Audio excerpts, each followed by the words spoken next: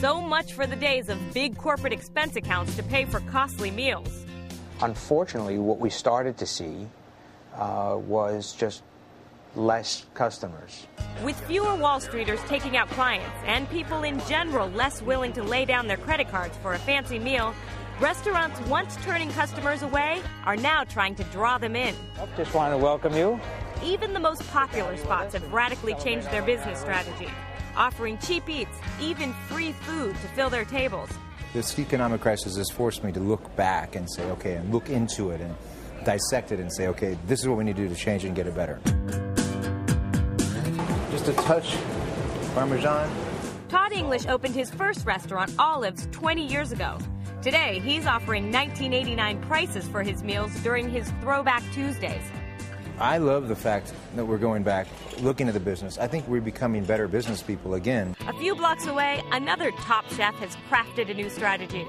Tom Colicchio and his executive chef Damon Wise came up with an inventive way to make good use of their private dining room, which is not booking nearly as many parties lately. When those seats are empty, we're losing potential revenue. So what can we do to fill our space on a night when normally it probably wouldn't be filled? They introduced Frugal Fridays at Kraft last year. Everything on the menu is $10 or less, including drinks. This in a room that usually books for $135 a person. We wanted it to all be inexpensive so that it would probably draw a crowd of people who weren't currently coming to Kraft.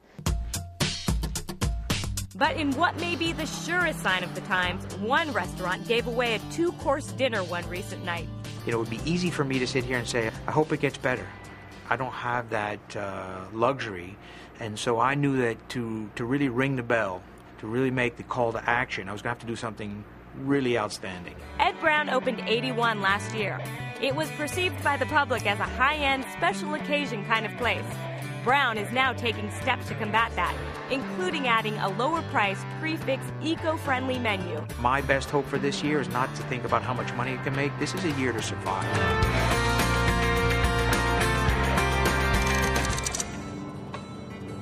If we hadn't made these changes, we would have closed. Because the numbers just weren't panning out, and the overhead was too high to keep it going the way we were. Late last year, as the economy slid downward, Sherry and Tim Pantea, owners of Switchback Cyclery, a high-end bike shop in Orange County, California, faced the worst crisis their 11-year-old company had ever seen. Nobody's buying anything. I can't make people buy expensive product.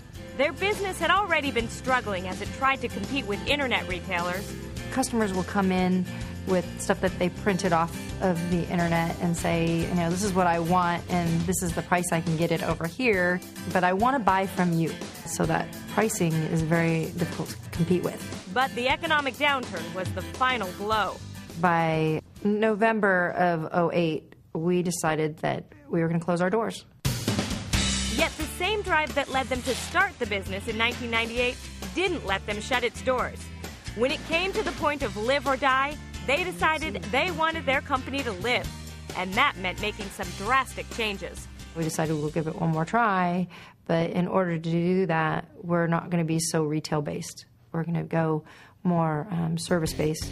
A home loan modification, an outpouring of customer support, and a new focus on service, like repairs and installation, rather than selling expensive new bikes, gave Switchback the lifeline it needed. We shrunk up our retail by about half and extended the mechanic area. Especially with the lower overhead, it's made it so that, you know, as we concentrate more on labor, which obviously has a bigger profit margin than selling, more bikes, then it went to working out for us a lot better.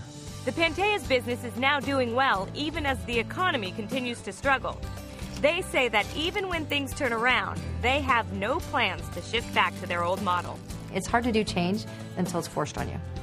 And then you do it and you think, why didn't we do this sooner? I think when the economy started to go downhill, people really started to hold back on their extra spending. For LA-based event planner Carolyn Arthurs, a downturn in the economy meant a nosedive in her business, planning parties and weddings. If their event went from, say, a $60,000 wedding is now a $30,000 wedding, that means I may have to pay as well. I had to really figure out what I was going to do and how I was going to reformat. The owner of All About Events says she decided to reformat her business when one of her suppliers, a professional magician, approached her for help. He asked me if I would help him with follow-up, with contracts, with getting himself more money. He was doing so well with that he told somebody else, and so then I brought on a dancer, and then after that she told somebody else, and then I brought on a singer, and then finally my latest one is a voiceover artist. I'll confirm that for you. $60 an hour? How did you do that? While talent management is helping her company survive, she says she hopes she's able to keep her primary focus on her first love, event planning. I really didn't want to become anything but all about events, and I don't want to confuse people with what I am, so I only work with people that I know or people that have been referred by somebody that I know. And that keeps it small. It keeps it easy for me to pay attention and focus on them, as well as being able to focus on my events. It's about being resourceful and just detail, detail, detail. Everything's in the details. I love it.